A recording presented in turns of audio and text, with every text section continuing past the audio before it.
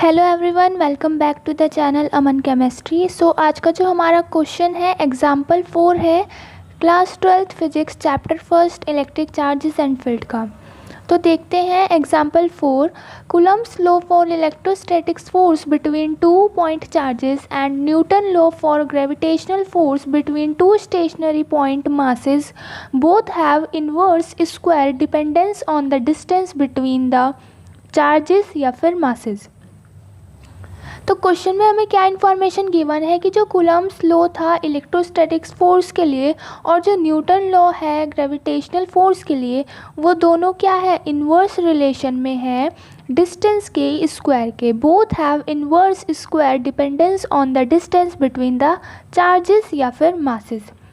Okay, ये information हमें given है और ये सच है।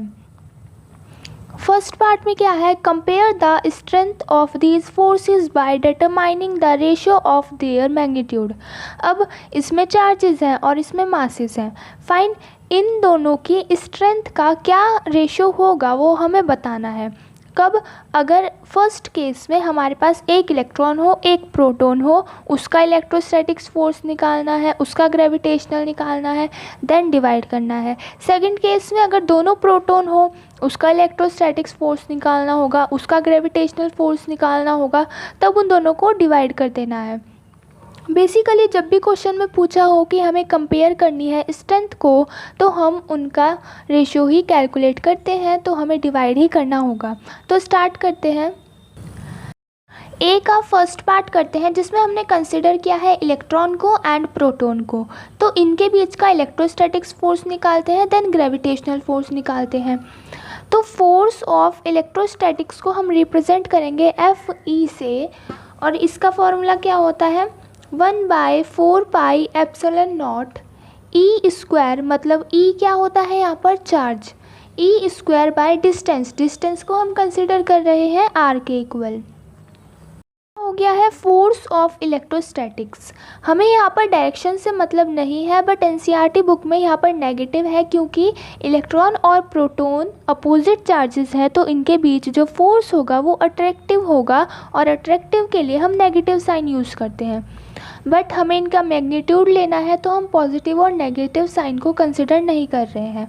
ये क्या हो चुका है, फोर्स ऑफ इलेक्ट्रोस्टैटिक्स। अब हमें फाइंड करना है फोर्स ऑफ ग्रेविटेशनल।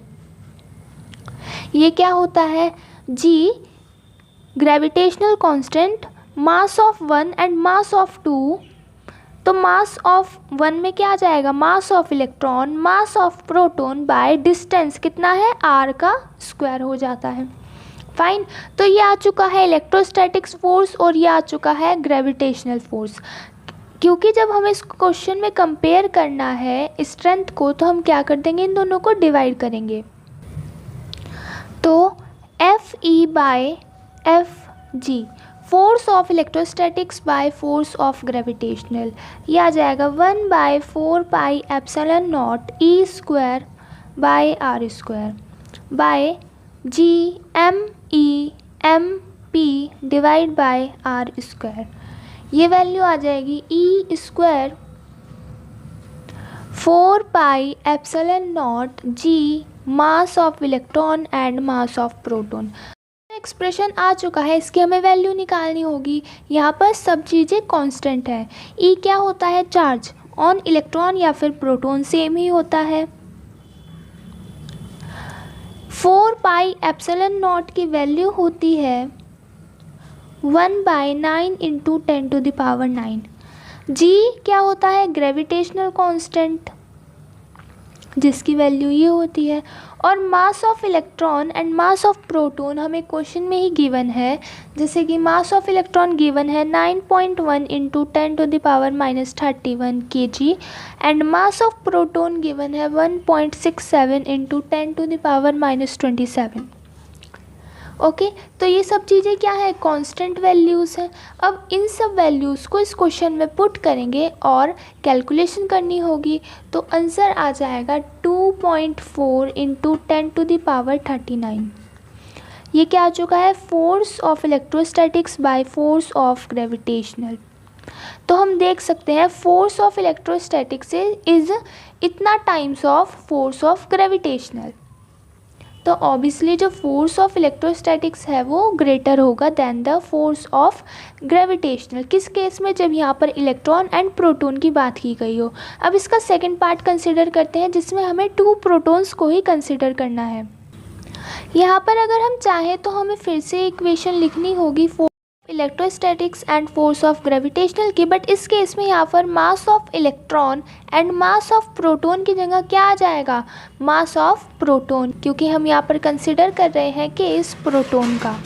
इन दोनों फार्मूलेज की जगह हम इसको लिख देते हैं force of electrostatics by force of gravitational equals to, electrostatics force तो सेम होगा क्योंकि चार्जेस क्या होते हैं? सेम ही होते हैं।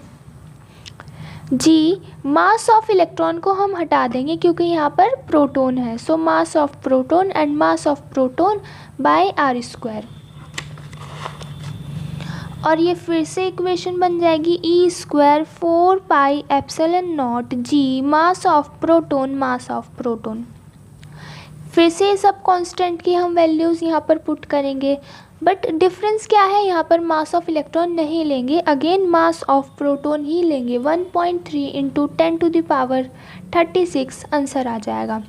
बेसिकली अगर हम चाहते हैं तो Fg को हम उधर लिख सकते हैं, बट क्योंकि क्वेश्चन में हमें बोला है हमें कंपेयर करना है तो हम इन चीज़ों को डिवाइड में ही रहने देंगे। ये था एग्जाम्पल 4 का पार्ट नंबर ए जिसके अंदर 2 पार्ट्स थे, फर्स्ट एंड सेकंड। अब एग्जाम्पल नंबर 4 का बी पार्ट देखते हैं। बी पार्ट है estimate the acceleration of electron and proton due to the electric force of their mutual attraction when they are 1 angstrom apart या फिर 10⁻⁻10 metre apart. अब हमें क्या फाइंड करना है? एक्सेलरेशन किस किस का? प्रोटॉन का एंड न्यूट्रॉन का, इनके बीच का जो अट्रैक्शन है वो तो है क्योंकि ये इलेक्ट्रॉन है प्रोटॉन है एंड डिस्टेंस इतना गिवन है, और हमें फाइंड करना है इनका एक्सेलरेशन। न्यूटन सेकंड लॉ से हम जानते हैं फोर्स इक्वल्स टू होता है मास इनटू एक्सेलरेशन। अगर किसी तरीके से हमारे पास फोर्स आ जाता है और मास आ जाता है तो हम इजीली कैलकुलेट कर सकते हैं एक्सेलरेशन को भी। तो जो फोर्स होगा बी पार्ट, जो फोर्स होगा उसको हम लिख सकते हैं 1/4 pi epsilon naught E square, distance का स्क्वायर। डिस्टेंस को एनस्ट्रॉम में नहीं लेंगे क्योंकि जो एनस्ट्रॉम है वो ऐसा यूनिट नहीं होती है, हम लेंगे 10⁻⁻10 का स्क्वायर। और जब इसको सॉल्व करेंगे ई क्या है? चार्ज होता है। बेसिकली इलेक्ट्रॉन एंड प्रोटॉन पर जो चार्ज की क्वांटिटी है वो सेम होती है, बट इनके जो साइन होते हैं वो चेंज होते हैं। और फोर्स आ जाएगा 2.3 इंटू 10⁻⁻8 न्यूटन। अगर आपको डाउट है कि इस वैल्यू को हमने कैसे सॉल्व किया तो 1/4 पाई एप्सिलॉन नॉट की वैल्यू होती है 9 इंटू 10⁻9। डायरेक्टली इसकी जगह हम लिखेंगे 9 इंटू 10⁻9 एंड फिर इसको सॉल्व करके ये वैल्यू आ जाएगी। ओके, सो फोर्स आ चुका है 4 इलेक्ट्रॉन। अब एक्सेलरेशन फाइंड कर रहे हैं इलेक्ट्रॉन के लिए। Force equals to mass into acceleration. Force क्या है? 2.3 इंटू 10⁻⁻8 और मास ऑफ इलेक्ट्रॉन क्वेश्चन में गिवन है into acceleration. Okay, so acceleration आ जाएगा फिर 2.5 into 10⁻22 metre per second square. Acceleration of electron for proton find करते हैं। अब क्या डिफरेंस आएगा? मास डिफरेंस आएगा, अदरवाइज जो फोर्स है वो सेम ही है। Force equals to mass into acceleration. Force क्या है? 2.3 into 10⁻⁻8 equals to mass of proton 1.67 into 10⁻⁻27 into acceleration. Acceleration को डिफरेंट करने के लिए हम इलेक्ट्रॉन का ए से रिप्रेजेंट करते हैं एंड प्रोटॉन का ए पी से रिप्रेजेंट कर रहे हैं। ओके, सो ए पी की वैल्यू आ जाएगी फिर 1.4 into 10⁻19 metre per second square, जो क्या है? Acceleration of proton. तो इस तरीके से एग्ज़ाम्पल नंबर 4 भी यहाँ पर फिनिश होता है, जिसके 2 पार्ट्स थे A एंड B, वो हमने कंप्लीट कर लिए हैं।